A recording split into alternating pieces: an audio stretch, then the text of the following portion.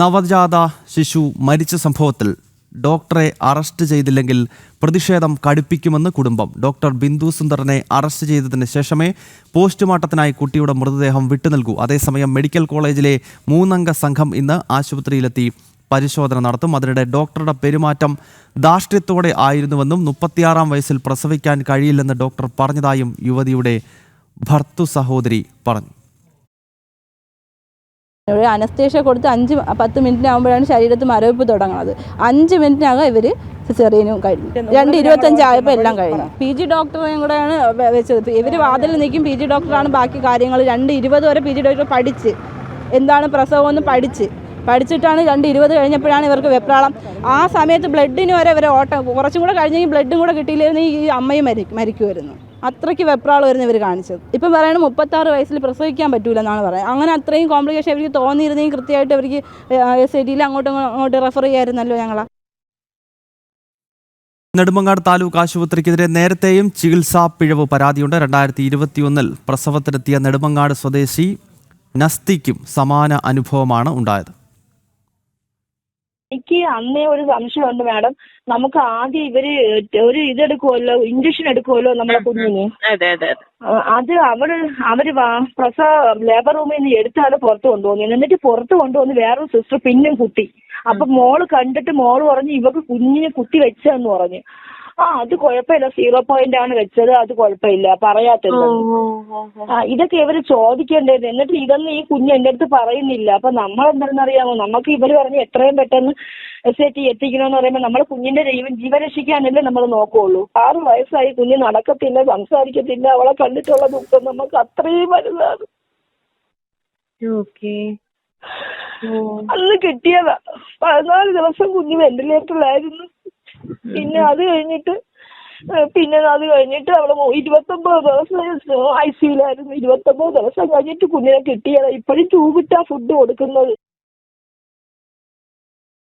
ദിസ്നയാണ് വിവരങ്ങളുമായി ചേരുന്നത്.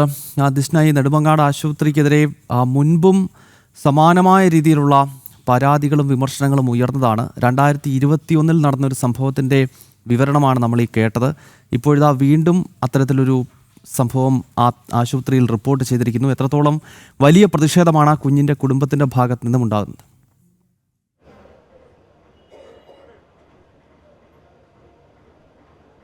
തീർച്ചയായും ഗൗതം സൂചിപ്പിച്ചതുപോലെ തന്നെ സാധാരണക്കാർ ഏറ്റവും കൂടുതൽ ആശ്രയിക്കുന്നതാണ് ഇത്തരത്തിലുള്ള ഹോസ്പിറ്റലുകൾ എന്ന് തന്നെയാണ് ഏറ്റവും എടുത്തു പറയുന്നത്. ആരോഗ്യ കേരളം നമ്പർ 1 എന്ന് പറയുമ്പോഴും സമാനമായ രീതിയിൽ അടുപ്പിച്ചടുപ്പിച്ച് ഇത്തരത്തിലുള്ളൊരു സംഭവം ഉണ്ടാകുന്നു. 2021 സമാനമായ സംഭവം ഈ നെടുമങ്ങാട് ആശുപത്രിയിൽ ഉണ്ടായി എന്നതിൻ്റെ ഞെട്ടിക്കുന്ന വിവരങ്ങൾ അവരുടെ ആ ഒരു അവസ്ഥ തന്നെയാണ് വിവരിച്ചത്. കൊല്ലം സ്വദേശി, അവരിപ്പോൾ കൊല്ലത്താണ് താമസിക്കുന്നത്. നെടുമങ്ങാട് ആശുപത്രിയോട് ചേർന്ന് താമസിക്കുന്ന ഒരു കുടുംബമാണ്. അവരിത്തരത്തിൽ പ്രസവത്തിന് വരുന്നു. ശേഷം കുട്ടി ജനിച്ചതിന് ശേഷം നഴ്സുമാർ 2 തവണ ഈ കുട്ടിക്ക് ഇഞ്ചക്ഷൻ നൽകുകയാണ്.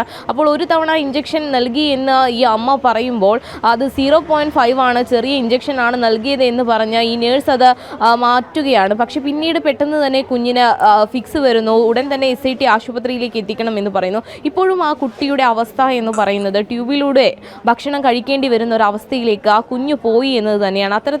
അത്രയും വേദനിക്കുന്ന കുടുംബങ്ങൾ അല്ലെങ്കിൽ അത്തരം വേദനിക്കുന്ന അനുഭവങ്ങൾ ആശുപത്രിയിൽ നിന്നുണ്ടായ ആളുകൾ ഉണ്ടായിട്ടുണ്ട്. ഈ സംഭവം പുറത്തു വന്നപ്പോഴാണ് ഇവർ ഇത്തരത്തിൽ പ്രതികരിക്കുവാൻ തയ്യാറായത്. അന്ന് അവർക്ക് എന്ത് ചെയ്യണമെന്ന് അറിയില്ല എന്നത് തന്നെയാണ് ആ ഉമ്മ പ്രധാനമായും പറയുന്നത്. ഗൗതം സൂചിപ്പിച്ചതുപോലെ തന്നെയാണ് ഇവർ പറയുന്നത്. പോലീസുകാർ സംസാരിച്ചപ്പോൾ ഈ കുഞ്ഞിൻ്റെ ബന്ധുക്കൾ പ്രധാനമായും പറയുന്നത് ഡോക്ടർക്കെതിരെ കൃത്യമായ നടപടി എടുത്താൽ മാത്രമേ പോസ്റ്റ്മോർട്ടത്തിനായി മൃതദേഹം വിട്ടു നൽകുകയുള്ളൂ എന്നൊരു കാര്യം തന്നെയാണ് പറയുന്നത്. അത്തരത്തിലൊരു പ്രതിഷേധത്തിലേക്ക് കുടുംബം കടന്നിരിക്കുന്നു എന്ന് തന്നെയാണ്. ചെറിയ കുഞ്ഞ് നമുക്കറിയാം ജനിച്ചു വീണതേയുള്ളൂ. അത്തരത്തിൽ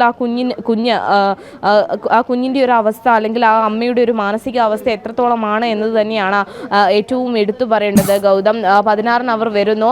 യാതൊരു തരത്തിലുള്ള കുഴപ്പവുമില്ല എന്ന് മനസ്സിലാക്കുന്നു. പിന്നീട് ആശുപത്രിയിലേക്ക് ഇത്തരത്തിൽ സിസേറിയനായി ആശുപത്രിയിലേക്ക് കൊണ്ടുപോകുമ്പോൾ പോലും കൃത്യമായ ഒരു കാര്യം ഡോക്ടർ പറയുന്നില്ല. പിന്നീട് അനസ്തീഷ്യ നൽകി 5 മിനിറ്റിനകം സിസേറിയനായി കൊണ്ടുപോകുന്നു എന്നത് തന്നെയാണ് ഏറ്റവും എടുത്തു പറയുന്നത്. ഈ അമ്മയുടെ ആരോഗ്യനില ഉൾപ്പെടെ വഷളാവുന്ന ഒരു സാഹചര്യത്തിലേക്ക് പോകുമായിരുന്നു എന്നത് തന്നെയാണ് പ്രധാനമായും ഈ കുടുംബം പറയുന്നത്. എന്നിട്ട് പോലും ഒരു പ്രതികരണത്തിന് ഈ ഡോക്ടർ തയ്യാറായിരുന്നില്ല. ഇത്തരത്തിൽ സംഭവം നടന്നു. പിന്നീട് അവർ നെടുമങ്ങാട് താലൂക്ക് ആശുപത്രിയിൽ പ്രസവ ശസ്ത്രക്രിയയുമായി ബന്ധപ്പെട്ട് ഇത്തരം പരാതികൾ അല്ലെങ്കിൽ വിമർശനങ്ങൾ ആദ്യമായല്ല ഉയരുന്നത്.